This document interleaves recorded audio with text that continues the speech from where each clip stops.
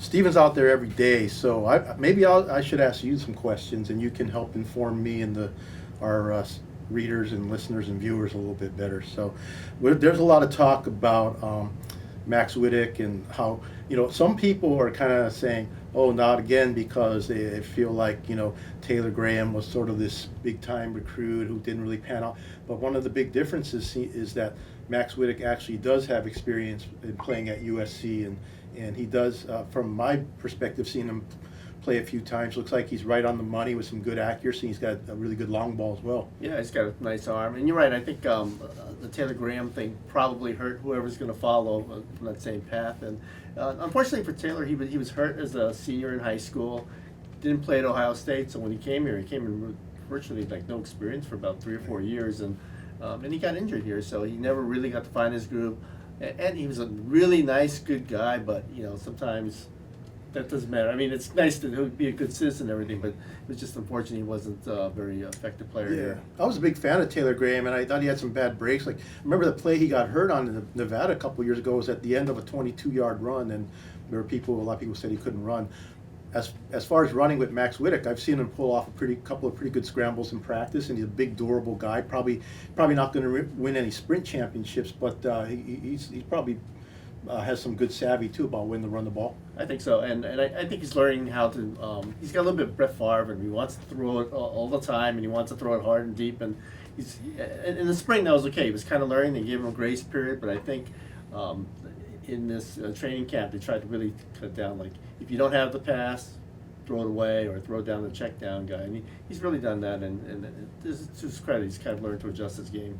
Yeah, and I think just even as far as being a leader goes, I think he does have some of that gunslinger thing, a little bit of chip on his shoulder because he probably feels like he has a lot to prove after being barely beaten out for that USC starting job, and now this Hawaii is kind of like a program of second chances, and other people have thrived in that situation, and of course though a lot's going to depend on if this offensive line will hold up and allow him to stay on his feet, because no matter how big he is, there's going to be some big boys who can knock him down and maybe injure him. Right, and the thing that got a lot of quarterbacks out, helped them out last year, was having Big Joey Josefa, and probably they relied on him a little too much, getting the ball a little too often, but he was your way of kind of balancing things out. Now it's going by committee, and probably the Osamu St. Justin is not going to be able to play, so we're going to be going with Stephen Lakalaka, who's coming off that really bad hamstring injury, and Paul Harris, who looks good, but he has not played in a Division I game yet.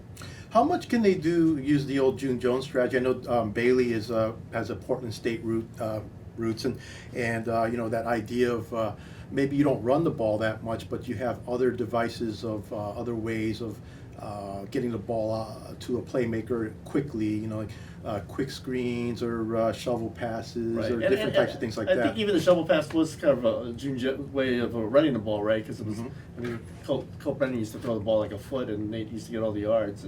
But you're right. I mean, they've got a lot of different things, and that's the thing about Bailey, is he's gotten a lot of freedom to do what he wants to do, and I can understand why the previous guys didn't have it, because I think Jordan was just a little bit too young. Tommy Lee was they were in that adjustment phase, but I think now they've recruited the system for a while, so they've got big receivers, they've got some of the linemen they want, some of the athletes they want, and now they have the freedom to play whatever they want. Yeah, it's kind of interesting too. I think how tempo has really become a thing in college football, and also the NFL, and to a lesser degree perhaps, and we actually kind of saw that decades ago here with the run and shoot, but now it's kind of an accepted thing throughout college football, and it even had Alabama complaining about it, right? Yeah. So and looks like Don Bailey is a big practitioner of that, and it's not necessarily running every play as quickly as you can, but kind of mixing it up like a good baseball pitcher does, and having the defense off balance. Once you have the defense off balance, then you can kind of dictate by your terms, right? Right, and also what they've been doing, which a lot of schools are doing now, is they're practicing 4-minute drills, because that seems to be a very important thing, where you don't want to give, like June Jones would march down the field. Unfortunately, the other team got to march back the other way. I think now they're trying to march it methodically. It's kind of have a little bit ball control the clock, but still advance the ball. Especially when we're looking at a defense where the back seven is probably going to be pretty good, but in experience, but that front line. Well, when we say back seven, maybe back eight with this defense, but that front line. I mean, they've got some good players up there, but as far as depth goes, and they have several people that they can run in and out, but a lot of them are very young and haven't been in the weight room long enough to get up to that maybe benchmark of 280, 300 pounds. So holding the point is going to be very important, and having that offense, like you say, score in 4 minutes instead of 1 minute or 2 minutes might help these guys get their win back a little bit. Well, I think fans after the past few years would be happy scoring 1 to 10 minutes. They just want to see some scoring. But you're right, they've got to help out the defense because there isn't a lot of depth on the defensive line. I think they're going to try to do a lot of different creative things, use a lot of different motions and movements to free up the defensive lineman from being caught up in a lot of the double blocks. But there still isn't a lot of bodies, and you've got to play 13 weeks in a row. So even if you played a cupcake schedule, you're going to get hurt playing or worn down playing 13 weeks in a row. I would say that the fans would be happy with just 1 point more than Colorado, regardless of how many points it is. But that's becoming more and more not true because I think also going back to previous eras where fans got kind of spoiled by the almost the video game or pinball aspect of the offense scoring at will, where I've had people tell me, well, they don't mind as much if the team loses as long as they're exciting. And I don't know how honest they're being with themselves on that, but there is something to be said for entertainment of something that is supposed to be entertaining. Yeah, you're right. I mean, that's the whole thing. It's supposed to be it's a game. It's supposed to be fun and entertaining. So you're right. I think I like a lot of baseball purists enjoy the 1-0 baseball games. I kind of like back the old steroid era where it was bombs away. I think there'll be a lot of people, even Hawaii fans, who might be happy if the final score turns out to be something like Colorado 52, Hawaii 45. Yeah. But I also think you're right. If it's close against Ohio State, that's what they like. I think there's a great expectation that they should take care of business against Colorado, even though Colorado's better, comes from better conference and everything, more money and everything. I think because it's a home game. We can remember that Colorado is coming off of not a very good season, and they're playing on the road.